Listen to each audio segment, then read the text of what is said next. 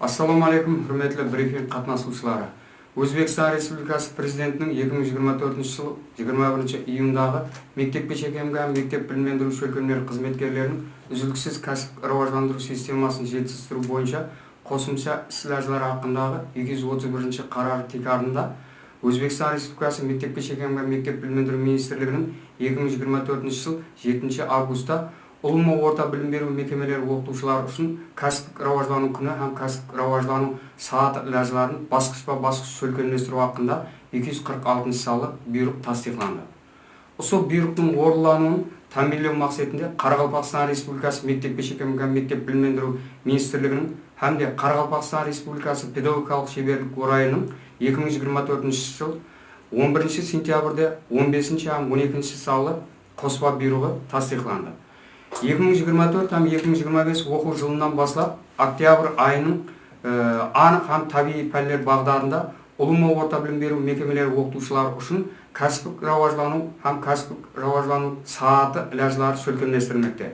Өзбекстан Республикасы мектепке шекемгі мектеп білім беру министрлігінің 2025 жыл 31 январдағы Улума орта білім беру мекемелері бастауыш класс һәм шет тілі пәні оқытушылар үшін кәсіптік рауаждану күні һәм кәсіптік рауаждану сағаты ләжаларын сөлкемдестіру хақында 34 салы бұйрығы тасдиқланды. Осы бұйрықтың орындалуын тәмамдау мақсатында 2025 жыл 31 январдан шет тілі пән оқытушылар үшін кәсіптік рауаждану күні һәм кәсіптік рауаждану сағаты ләжалары, ал 2025 жыл 15 февралдан бастап бастауыш класс пән оқытушылар үшін кәсіптік рауаждану күні һәм кәсіптік рауаждану сағаты ләжалары сөлкемдестірілмекте.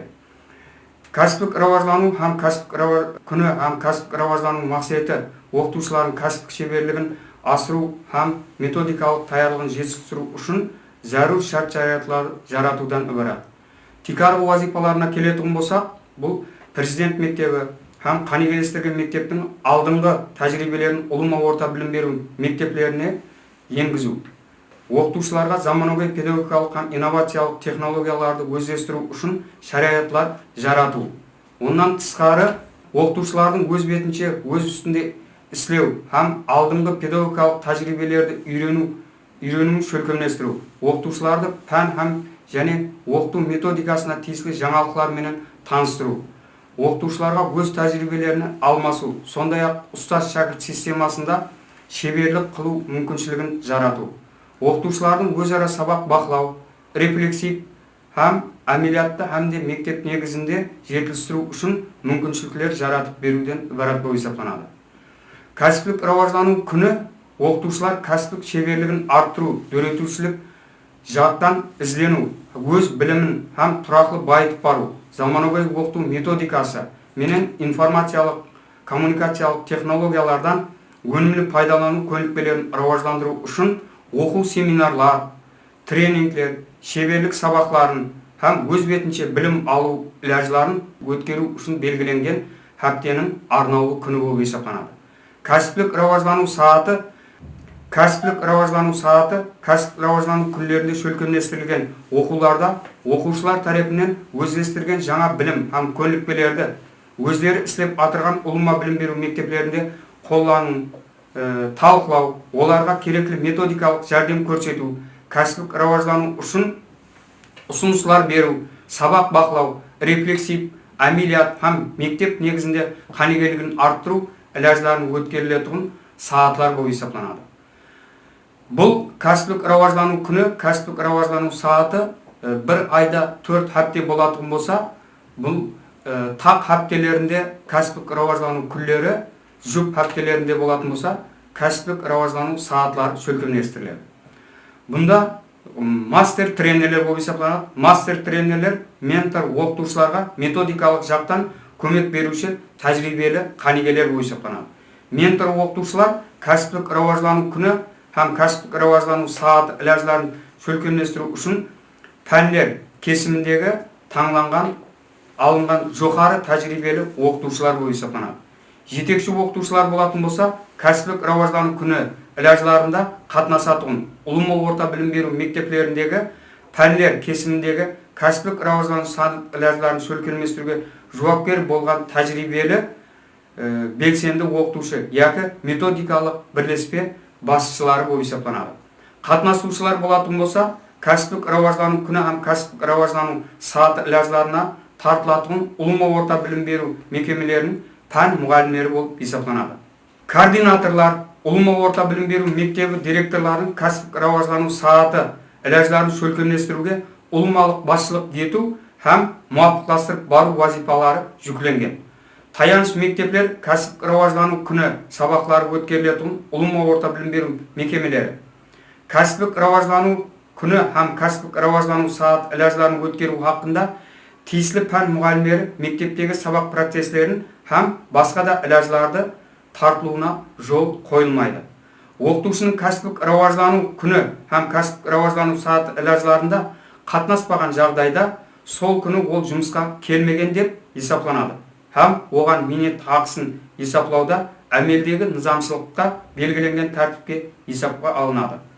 Оқытушы оқу жылы давамында кәсіптік рауажлану күні һәм кәсіптік рауажлану сағат лязларында себеплі жағдайларда минетке жарамсыз қызмет сапарында болуы һәм низамшылықта белгіленген басқа жағдайларда бола 12 сағат қатынаспағанда оған үзіліссіз кәсіп рауажландыру электрон платформасында шөлкемлестірілген арнаулы оқу курсында тәжірибе арттыру арқылы зәрур білім һәм көнікпелерді иелеуге имканият беріледі. Оқытушы оқу жыл давамында кәсіптік рауажлану күні һәм кәсіптік рауажлану сағат лязларында 12 сағат себепсіз қатынаспаған жағдайда оның үзіліссіз кәсіптік рауажландыру электрон платформасында шөлкемлестірілген арнаулы оқу курсында шартнама текарында тәжірибе арттыру талап етіледі. Кәсіптік рауажлану күні һәм кәсіптік рауажлану сағаты бойынша бүгінгі күнде Қарақалпақстан Республикасында табиғи пәндер бойынша 4799, анық пәндер бойынша 4011, інгліс тілі бойынша 3049, баслангыч тәлім бойынша 7396 оқытушылар қатынаспақта. Сонан табиғи пәндер бойынша мастер тренерлер улума 4 мастер тренер болып, 29 ментор оқытушылар, жетекші оқытушылар 724, улума оқытушылардың саны болатын болса, яғни улума орта білім беру мектеплерінде табиғи пәндер бойынша қатынасатын оқытушылардың саны 4042 болып есептеледі. Анық пәндер бойынша 4 мастер тренер болып, бұнда да ментор оқытушылар 29, жетекші оқытушылар да 724. Яғни анық пән бойынша улума орта білім беру мектеплерінде қатынасып отырған 3254 оқытушылар болып есептеледі. Інгліс тілі бойынша 2 мастер тренер, 29 ментор, 719 жетекші оқытушылар, улума орта білім беру мектеплерінде қатынасып отырған 2301 мұғалімдер бар. Ондан тысқары баслангыч тәлім болатын болса, бұл бойынша мастер тренерлер 1 мастер тренер, ментор оқытушылар 29, 729 жетекші оқытушылар һәм 6638 улума орта білім беру мектеплеріндегі кәсіптік рауажлану сағатларында қатынасып отырған оқытушылар болып есептеледі. Бүгінгі күнде шөлкемлестіріліп отырған кәсіптік рауажлану күні һәм кәсіптік рауажлану сағатларының тикарға ахметлі тарепі улума орта білім беру мектеплері үшін жаратылып отырған жаңа ойлап сабақтарының жазылу методикасында тикарынан сабақтарды оқытуда үлкен ахметке ие болып есептеледі. Өздеріңізге белгілі, Өзбекстан Республикасы білімдендіру тарауына жүдә үлкен диққат қаратып отырыпты. Яғни Сингапурдың Marshall Cavendish Education тәлім шөлкемі менен біргелікте улума орта білім беру мектептерінде табиғи пән, анық пәндер бойынша оқыту методикасы бойынша тәжірибе алмасады. Яғни Сингапурдың Marshall Cavendish Education тәлім шөлкемінің халықаралық дәрежедегі тренерлері тарапынан осы пәндерді оқытуда методикалық жәрдем көрсетпекте. Яғни бұл кәсіптік рауажлану күні сағатларында осы алынған үйренілген мастер тренерлер тарапынан һәм ментор тарапынан үйренілген методикалар улума орта білім беру мектептерінде кәсіптік рауажлану сағатларында метод бірлеспесіндегі оқытушыларға жеткізіліп берілмекте. Яғни айтатын болса, осы бұл жаратылып отырған сабақтарынан бүгінгі күндегі ең ахметлі тарихы, яғни оқушылардың ұлыма орта білім беру мектептерінде пәндер бойынша иілген теориялық білімдерін әмелиятта, яғни тұрмыста қолдану көлікпелерін рауаждандыруда үлкен ахметке ие болып саналады.